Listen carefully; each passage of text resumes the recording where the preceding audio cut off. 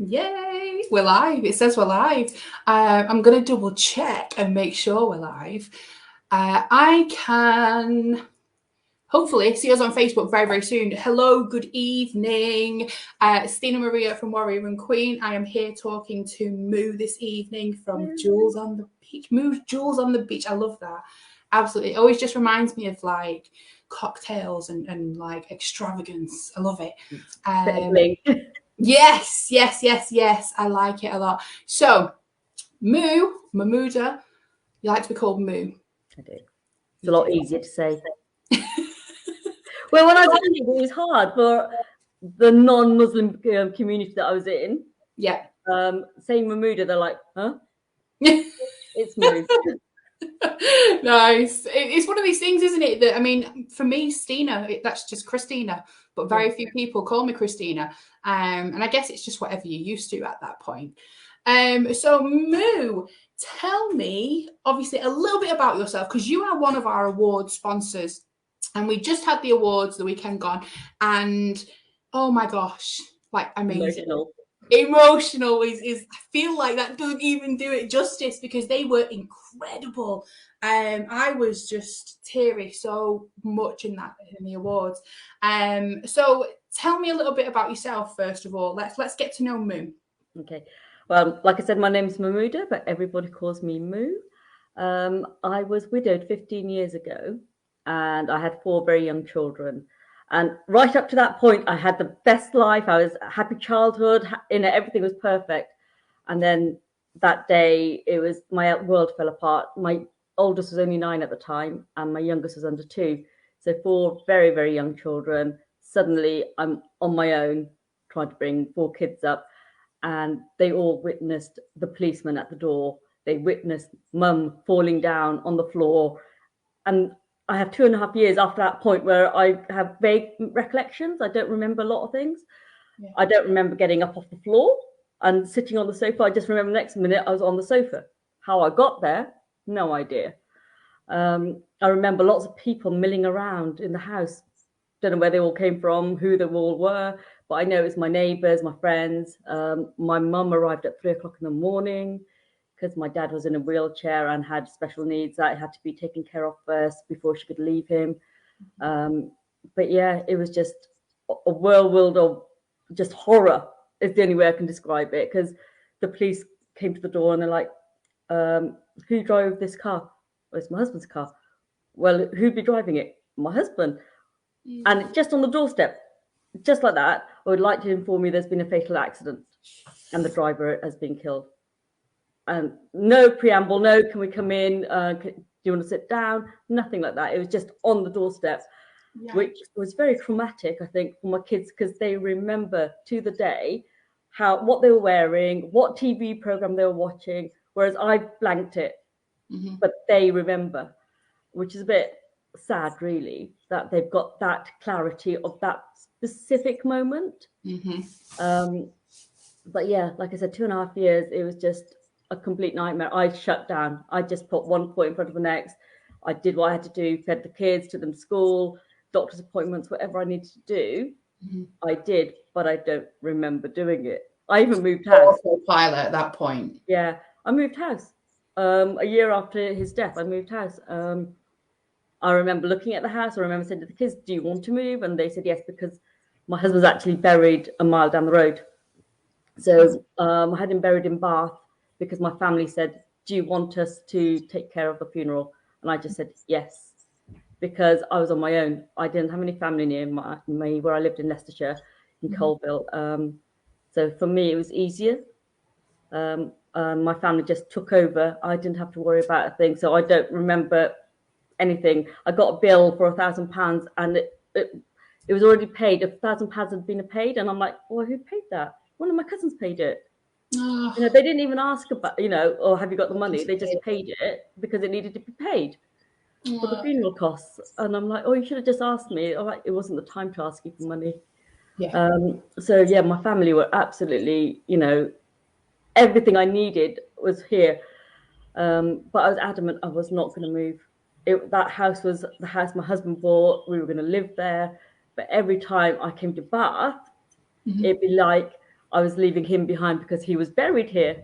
So I used to drive past the cemetery and it'd be, oh, I'm leaving him here. And then I'd get close to home, and about half an hour from where we live, I'd be crying because he used to be at the doorway every time I came home from my parents. He'd be at the doorway, ready to help with the kids, to help with the bags, to make me a cup of tea. Yeah, he'd be waiting at the door, you know. So I'd be crying for the last half hour. So it just got harder and harder. Yeah. But I was so adamant I wasn't going to move. It was like, no, this is where we're living. This is where all our memories are. But when the kids said they were happy to move, I thought, okay, we'll do that then. I've still got a house. We rent it out in Colville, and I actually went and visited it about a month ago.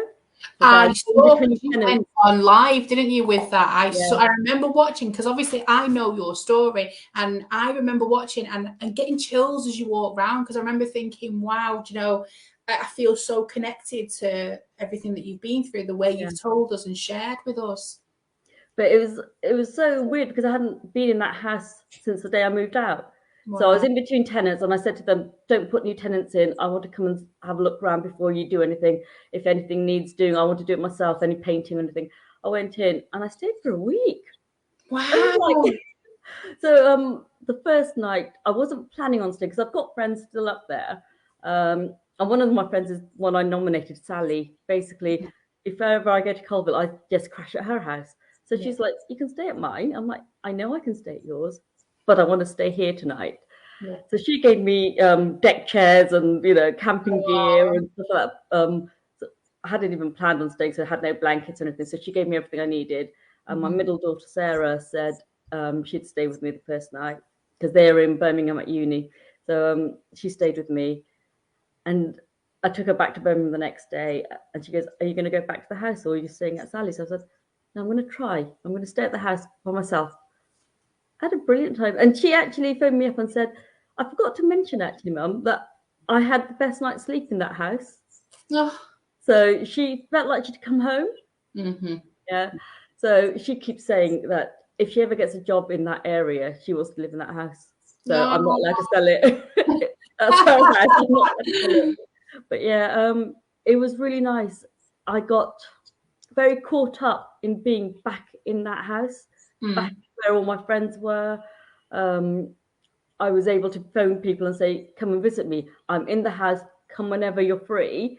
I've got no chairs, no cups, no tea. You'll just have to find me as you see me. But they came with chairs, with cake, with biscuits, with tea bags and everything. Yeah, but I saw so many friends and it was nice. And it was just like being back home. And when I did come back to Bath, I spent 24 hours just crying, going, I felt split. I felt like I needed to be back in Colville, but I wanted to be here as well. So it was very confusing for 24 hours. And then I thought, you know, calm down. You moved away for a reason. You wanted to be near the cemetery. You're near your parents. You're near all the family. So this is where you're meant to be. And then I started redecorating, hence the blue wallpaper. It was black before. But I'm in the middle of redecorating this room now. Oh, it's such a big thing to sort of feel that distance and feel torn, isn't it? I know myself, my nan is buried in Pennsylvania, and I know that it'll be a while before I can get back there. And you do feel almost like you've left them, like I spent so many years and every day with you, and now you're not here, and I can't even come and sit with you for half an hour, you know, and that sort of stuff. So you do kind of feel very torn on it, and I think it's something that we don't talk about a lot, do we? Kind of all think that this happens, so getting along with it is kind of the most important thing. And whilst you say you go on autopilot and you do get on with day-to-day stuff, it doesn't really change the actual feeling behind it. Absolutely. And I needed to be back here in Bath because this is where I was born in Bristol, but I grew up in Bath. But I was going to the cemetery and just sitting in the car park and screaming and crying in the car when the kids were just doing my head in. Yeah. And then I'd come back 10 minutes later, 15 minutes later, go, I'm okay now. I'm calm. You know, but if I wasn't here, I wouldn't have been able to do that. So this is where I needed to be. Yeah. So I'm glad I moved, but it's also like being in a fishbowl because my mum's down the road and all my family around here. They're like, "What are you doing today? What are you get?" I was like, "Okay." Leave me alone.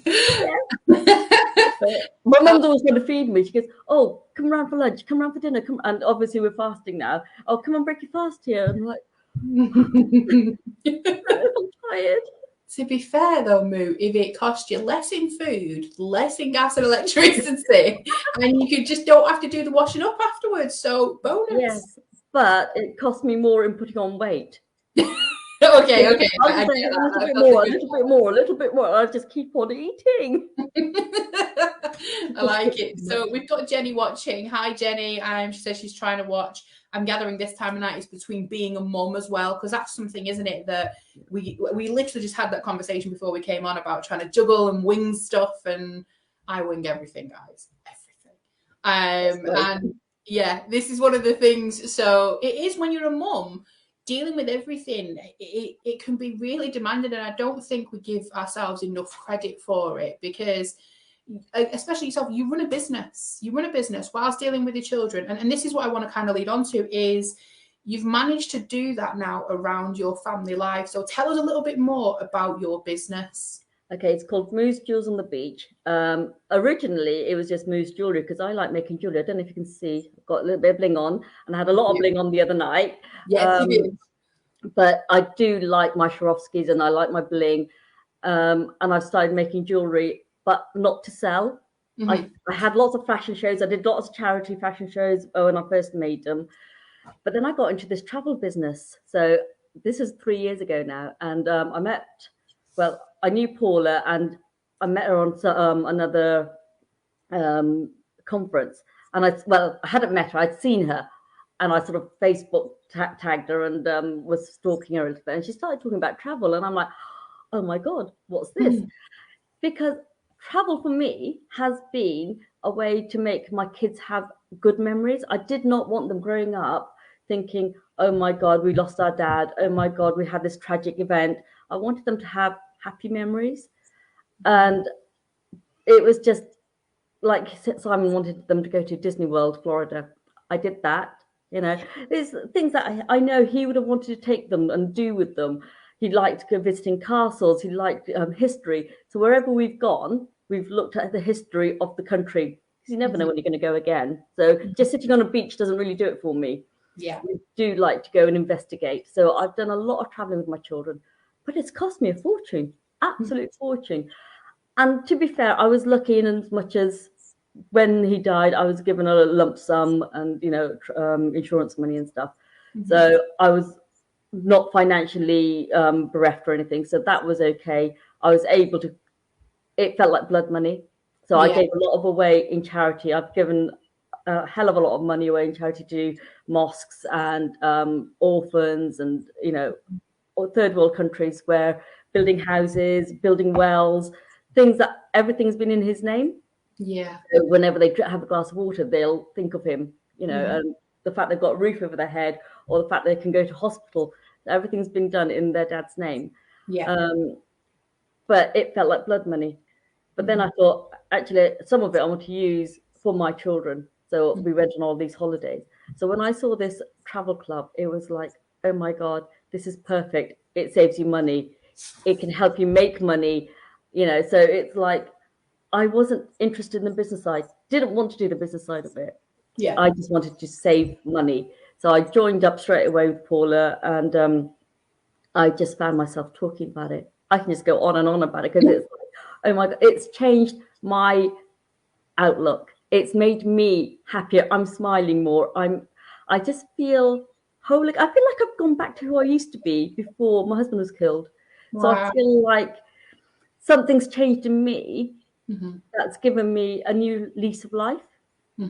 So it's been 15 years since he's been killed. He didn't die, he was killed. It was a traffic accident. So it wasn't just a case of, oh, he had a heart attack or he, it was out of his control completely. But there was no goodbyes. It was hard. That's very hard. Yeah.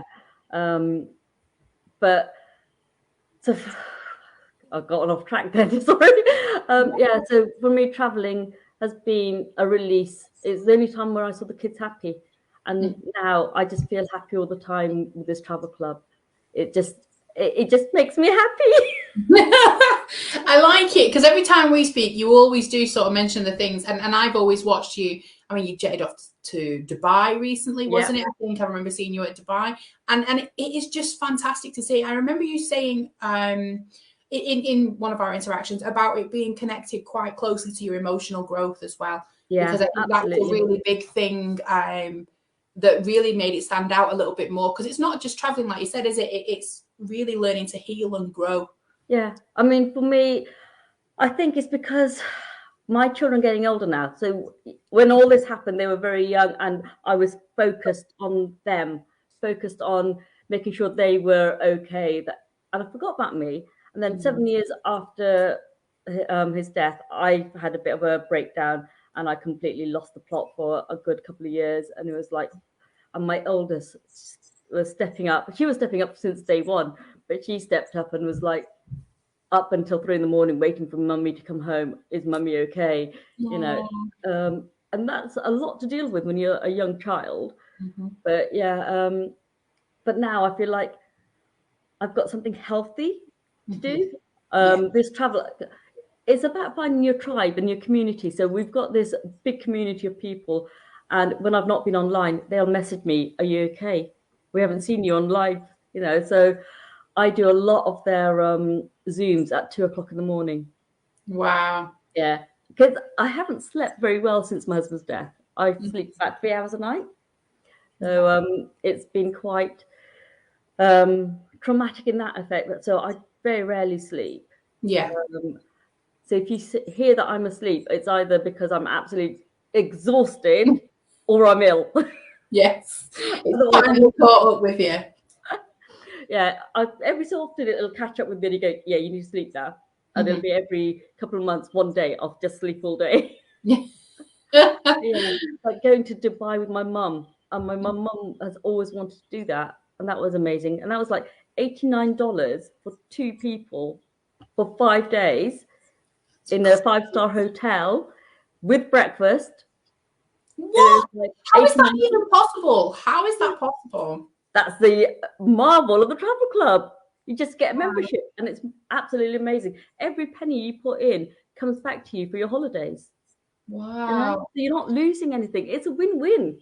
I It's a think that's a part win-win. of like what you get a little bit cautious of, isn't it? Like, okay, I'm going to sign up to something. I'm not entirely sure what I'm getting, and you kind of do get a little bit cautious. I think when you're putting money into something, especially nowadays with the way money is. Yeah, Um, so yeah, so you put money into it, and what you put in, you get back as yeah, discounts of holidays. yes.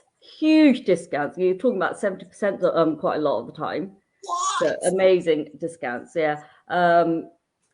I'll give you. I love this example. So one of our colleagues, he went to Mexico, and I can't think of what the place is called off the top of my head, but he said, right, he's touching the walls. He's going, right, this is real. He's showing the video around the place. He goes, this is real. I'm here, and he's touching everything. And he told us the name of the hotel, which I can't remember off the top of my head, but it's in Mexico, in Cancun. And he goes, have a look online on all your normal, Expedia, whatever you want to use, and see what price you get. So I had a look, and it was 11,900 and something pounds, something like that, or 11,700 and something pounds. In my back office, same dates for a 2 bedroom, same apartment, everything. It was £89. So it's like 11,000 or 89. I'll go with the 89, thank you. That's crazy. That's Yeah. absolutely crazy. But one of the ones I've used, like I went to Devon between first and second lockdown. Mm-hmm. So I nearly cancelled it because I thought, oh, what if lockdown comes earlier? Or what if? And I thought, no, I need this. So I went away, and I was at the front desk, and I said, how much would you this week normally go for? He goes, 1,500. It cost me 120, and it was a little cottage slept for. Yeah. Wow. So it was That's like, awesome. That's really, really good. So it's definitely worth having a chat with you and saving some money. absolutely. Because it is expensive, and I think especially for myself, someone who's got a large family as well, to try and take people away, it is just ridiculous in cost. Yeah, I mean, Shell is also part of the community with the Jam, and I took on first holiday that I went on. So this is really funny. So we booked it together. She saw what I paid for it. It was, I think it was about £80, something like that, just under £80 for a 5-star hotel in Spain. What? And I must tell you, it was a spa hotel. The only reason we chose that particular one was because the area, it was in Peninsula. So I was like, I want a day to say that. Spelled how you think it's spelled. Nice. And I'm like, it's just a funny word. So I thought, yeah, we'll go to that place. So we we'll put go to that one that you can't say. I'm not saying it, no. So I'll tell you later. Especially when you're drunk, you can't say it if you're drunk at all. Yeah. I would really struggle with that. To be I just fair, thought it was funny. I like that. Jenny in the comments has said she can't remember the last time she went on holiday, and I think so many people can absolutely resonate with that, because it's just been too long since any of us have even attempted to go away. I actually had 3 last year. So what? 2 abroad and 1 in the UK. So I did an Ipswich holiday in a 5-star hotel, spa hotel. And I went to Dubai, like you said, and I also went to Tenerife. Whoa. So 3 over this lockdown. It was like, yeah. But people, I know you've got international company people in the group. So people like in America, they've got a lot more going on with the company. They have so much more than we do in Europe. And they're always on holiday. You know, you're looking at them and going, I want to move to America because they've got this and they've got that, and I want to go there. But yeah, I can't wait. I'm hoping beyond hope to start booking something in May, but I'm thinking, right, finish Ramadan and then you can think about it. But I've already got Phuket booked for July for $1 for a week for 2 people, including breakfast. What else have I got? But I'm looking at Paris in August. And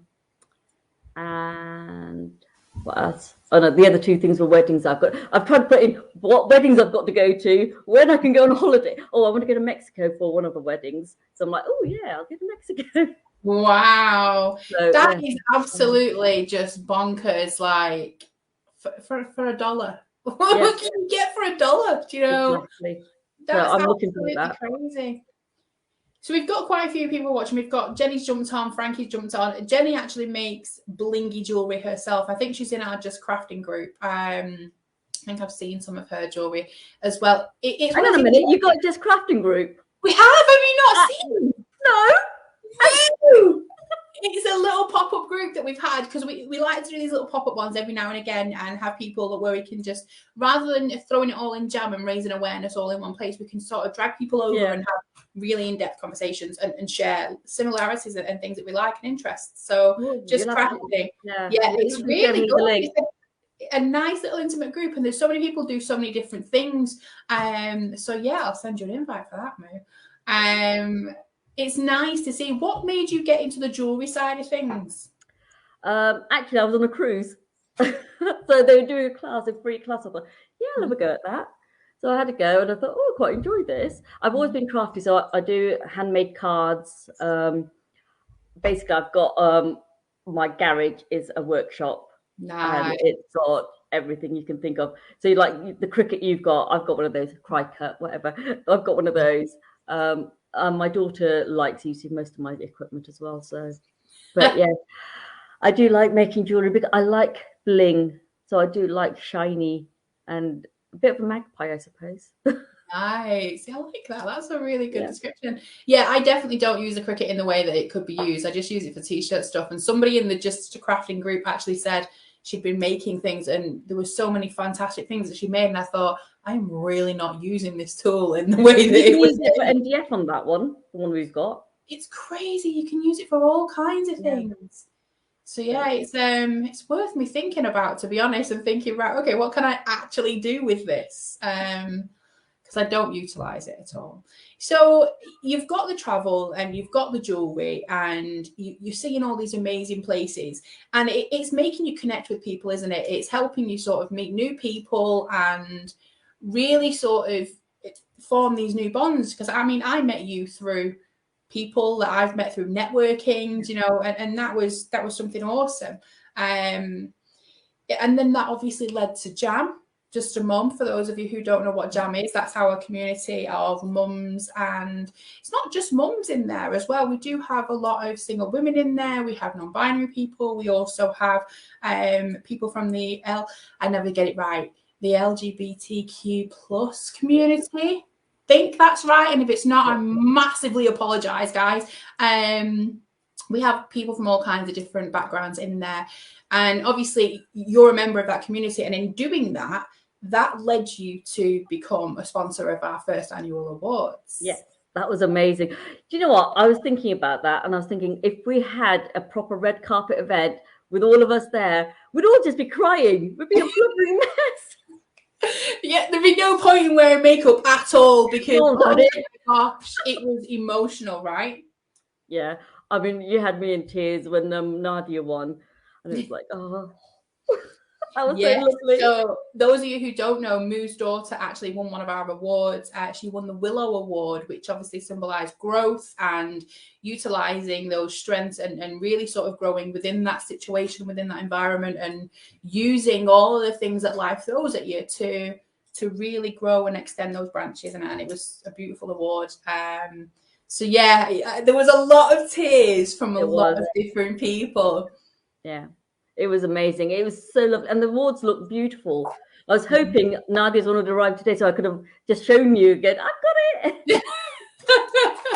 It's one of these things, isn't it, that they are actually really incredible awards. And when I was looking around, I was thinking, I want something that's a little bit sort of different, you know. So it was nice. And I'm really excited for you to receive it, to be honest. Tell me, obviously, none of that was scripted, none of that Saturday stuff, other than the actual running order, which I kind of fluffed up halfway through, because guys, I wing it like all the time. Honestly, I winged life more than I winged my eyeliner. Literally, none of it was scripted. And these people came on and they talked and they shared, and they just brought me to tears. I was so amazed at the honesty from people. Yeah, it was lovely. I mean, the poems were brilliant. Absolutely gorgeous poems. But yeah, it was just such a lovely event. But I would love to see it as a real event. Yes. Get all dressed up, get dolled up. It's definitely something to look for in the future. I think one of the things that we sort of aimed for, which in the end didn't actually happen, but because we've got followers in Dubai, we've got followers in America, and trying to bring everyone together at one point was quite a sort of, okay, let's keep it online. But there was definitely scope for that going out in person. But what was Shona's reaction actually in the end? Because obviously Shona just disappeared. Shona did. Okay, so Shona was the winner of your award, wasn't she? So Shona, yeah, yours was the Valkyrie Award. Shona lives in Dubai, and she was the winner of that award. So I had FedExed her award. I'll actually tell you, she's going to kill me. I FedExed her award, and it should have arrived the day before, but it didn't. It only arrived yesterday. So I was really stressed out. I was like, how is it not there? And I think it was, I was, at the time, I was kind of panicking because I wrote a load of obscene things on the actual package to embarrass her. Dubai. Oh. In Dubai, of all places. And I'm thinking, it's been stopped at customs. You know, it's just somebody's realised what I've done, because I thought it's kind of coded, so nobody should obviously get it. But yeah, I was worried. I was really worried.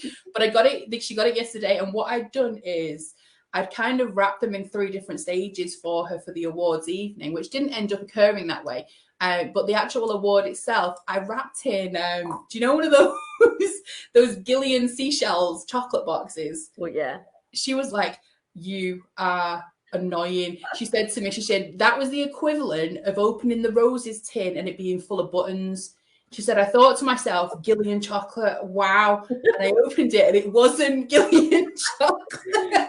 She was disappointed. Oh, no. Yeah. No, she was, overall, obviously, she was really, really grateful, and she was a little bit stunned. But yeah, she was a bit disappointed. Did you wonder why everybody was sending her texts though that night? She did. she actually sort of woke up, because obviously they're 4 hours ahead of us. So she woke up and she was like, why is my phone full of messages? She said, and they're all in my Facebook, and half the people are not even on my friends list. So they're all in like the message request box. So yeah, she was very, very grateful. It was really nice to see. And it's been lovely to see everybody's reaction to these awards. How did it feel for you sponsoring an actual award and knowing that you brought that kind of empowerment to somebody? It was such an honor to sponsor. I mean, to be fair, you contacted me first about becoming a speaker, and I had it in the back of my mind I wanted to sponsor, but I'd completely forgotten about it because I'm a bit of an airhead when it comes to things like that. So it goes in one ear, it comes out the other. So I had it in my mind I was going to contact you and do the sponsoring, and then I completely forgot. And then you contacted me about becoming a speaker, and I'm like, oh yes, I want to become a sponsor. But yes, the fact that we can empower more women, and it's just, I think that's the best thing about our group as well. Yeah. So all these women groups that are empowering, there's no bitchiness. It's just all support. Yeah. And I love it. Absolutely love it. And it's kind of a rare thing, isn't it? Because you can go in communities that are full of women, that are full of mums, that can be very difficult. It can be like going back to the playground sometimes and really sort of, well, I don't really feel comfortable here. But there is so much support and love in that group, and it's just it's a very special place. Very special place. Which you have created. Yeah. So I always get dead like shy when people say that to me. I was like, oh, thank you. I get really, really shy.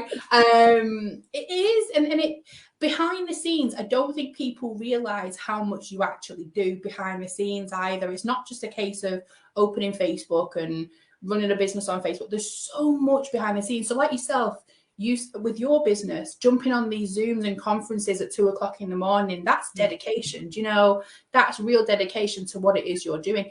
The same with just this. So you're watching this now, guys, and I spent the afternoon making overlays and backgrounds and logos and making sure that these things were right, so that you sort of knew what was happening, and you can read the website, you can read the stuff at the top. They don't realize that everything is kind of done by us when you're self-employed. Yeah. It's all just you, just a mum, just that word, just. Yeah.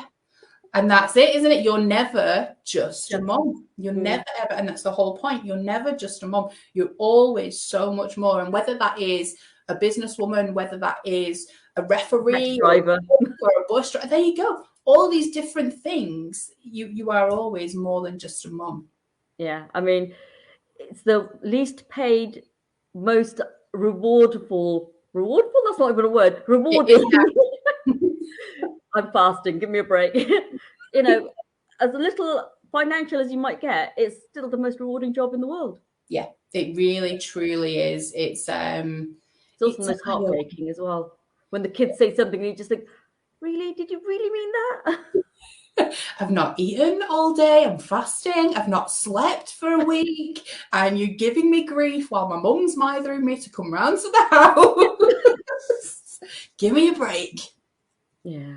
All of my kids have issues with mental health issues, and it's all down to that one event.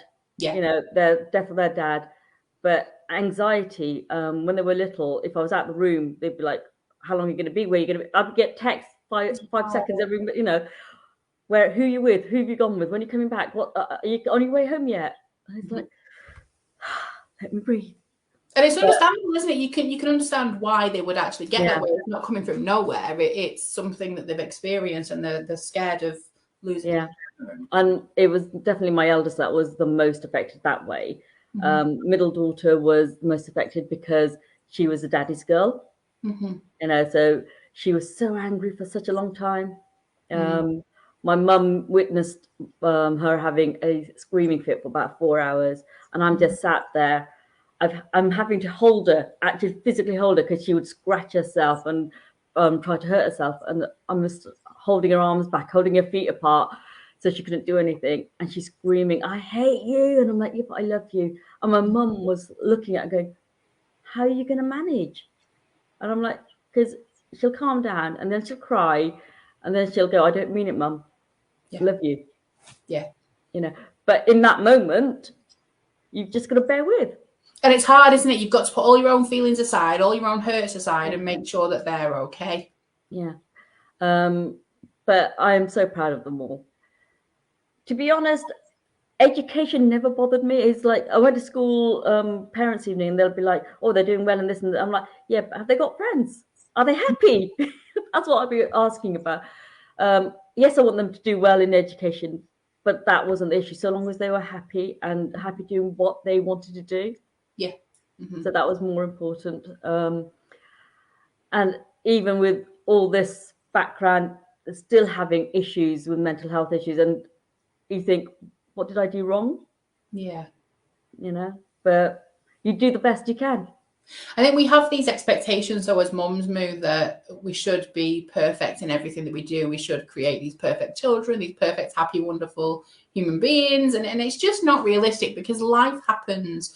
I say this a lot to people that I have sessions with and in counselling. No matter how much counselling you do, something will still happen in your life where you feel that you can't cope, or you feel like it's overwhelming, or you feel, because that's life. That's what happens. And it's just how you deal with it afterwards. And I think that you probably will have grown, I don't want to say resilience because I'm not entirely sort of fond of that word, but you probably will have grown very strong and learned how to adapt in the way that you deal with things. The same with your children. But I think anxiety is something, Jenny's just said in the comments, anxiety is horrible. She lost her mum when she was 16. And it is very true. It is such a difficult thing. It's not just a case of sitting and rocking in the corner, which people kind of stereotype it with. It comes in so many different forms, and it presents itself so differently with each person.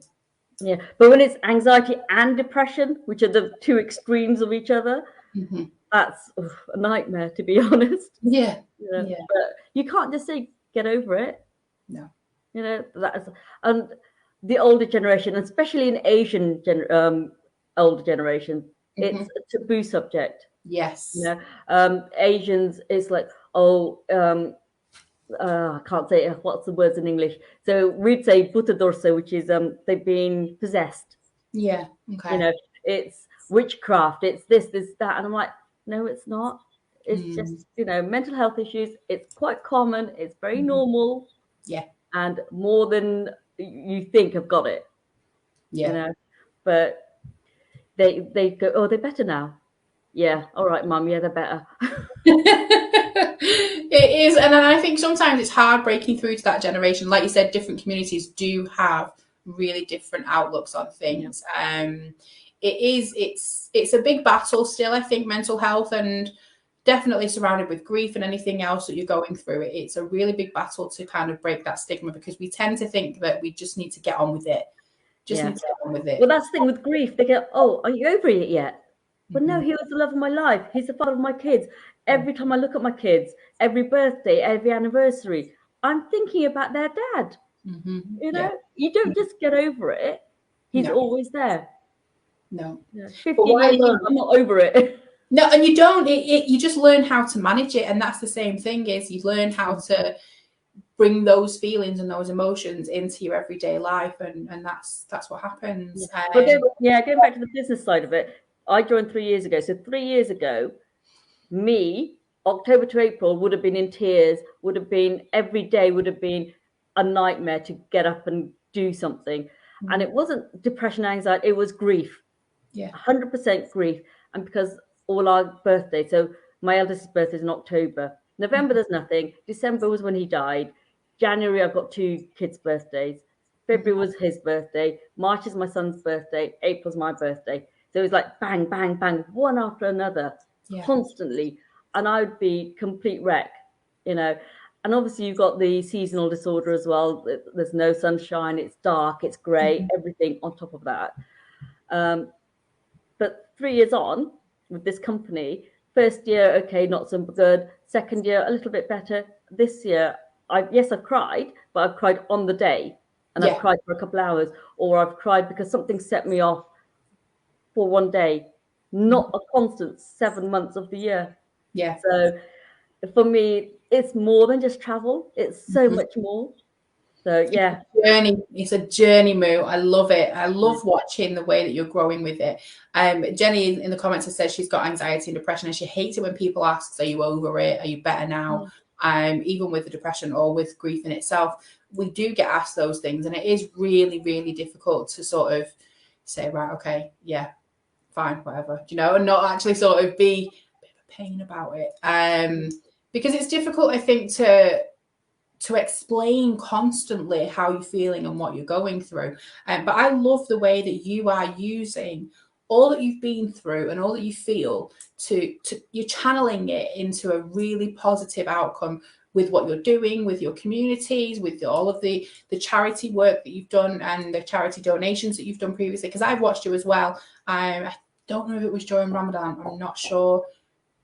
Don't know if it was last year. There was something that you did, and it was a massive community event. And was it when you all sat out together? Oh, the Grand Iftar. Yeah, that was before COVID. Yeah. Oh, I remember seeing that and thinking, geez, I look like a terrorist. oh, my God, Of all the pictures, that's the picture you get of me. No, it's not that. You know what it is? It's just the way that you really throw yourself into those passions and into helping. And that is such a big thing. And quite often the people that have been through so much are the ones that really do give that help, because they understand that people need that and they need that little bit more support. Well, my youngest daughter has actually just done an interview with the cruise so that she can help children who are going through similar things. So as a volunteer, she can talk to them. Wow. So I like that. hopefully she gets through the interviews and everything. She only did it like last week. And she spoke to me before. She goes, "What do you think? Do you think I should do it?" I said, "Yeah, you'd be perfect, because you've obviously gone through that. You know how it feels. You're going through it. Yeah. You can sort of sympathize with them, and you can tell them there is light at the end of the tunnel. You can, you know." So I was so proud of her. It's like, oh, she's such a cutie. You should be very proud. And you know what, Moo? And I think I've said this to you on the awards evening. It doesn't just happen through luck. These are the qualities and the morals and the real sort of beliefs and just the awesomeness that you instill into your children. And they've learned it from somewhere. Yeah. Thank you. That's what I'm babe. Moo, you're awesome. Thank you so much for joining me tonight. And we'll get those details of your community, of your group, of your business thrown into the group. I think it's awesome. I think what you do is incredible. To visit anywhere for $1 is just definitely worth screaming about. Absolutely. We need to get those details in there. Watch out for Moo on our blog. She has a blog that will be coming soon. That's on warriorandqueen.com. You'll be able to find a lot more of her details and links on there as well. Just so happy for you to join us. What time do you break fast today? 10 to 8. No, not long then. About an hour. Long enough. I'm very parched now. I'm like, I need a drink. Oh, Moo, what are you like? Most talking I've done all day. Well, this is it. Silence now for the next, like, take a nap, take an hour's nap, just make it there a little bit quicker. Thank you so much for joining me tonight, Moo. I really appreciate it. And I'm so grateful that you chose to sponsor the awards and to send a little bit of that joy to Dubai, of all places. Wonderful. I am looking forward to seeing a lot more of you. Yes. In person. Yes, that'll be the goal. When all this is over and done with, we're going to meet up. We're going to have a party. Yeah. I like it. I like it a lot. We'll do book launches. We'll do awards. We'll do nights out. We'll do it all. We'll do it all, Moo. We'll go up to Brighton as well. Yes, I agree. Right, you take care, and thank you so much for joining us and watching this evening, guys. It's been awesome having you, and watch out for the next one. We'll see you soon. Bye.